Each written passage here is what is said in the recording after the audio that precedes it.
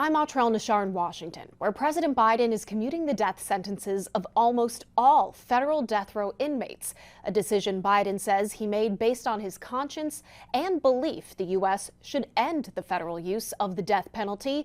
But President-elect Trump plans to do the opposite and expand the practice.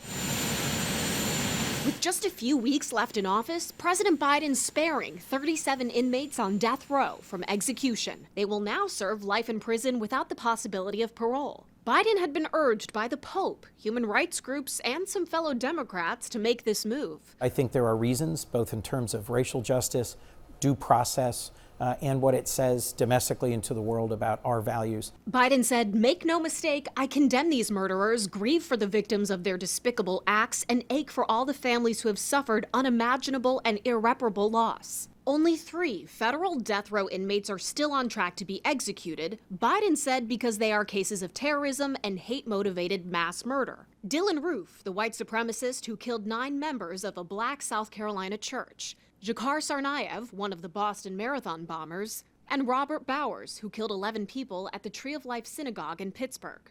During his term, legislation to end the federal death penalty went nowhere in Congress, even though public support for the death penalty has declined over time, peaking at 80% of people in favor in 1994, now at just 53%, according to Gallup.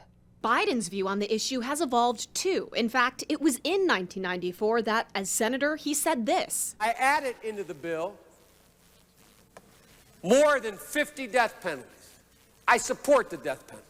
Biden's commutations are met with some criticism. I think the beef that people will have is that justice has been served. The death penalty was enforced by a jury. Why should the president put his thumb on the scale of justice? Biden acknowledged the political timing as his successor plans to accelerate the federal use of the death penalty. I am hereby calling for the death penalty for any migrant that kills an American citizen. The only way you're going to stop this is the death penalty for drug dealers. There were 13 federal executions during Trump's first term. If he gets his way, his second could see far more.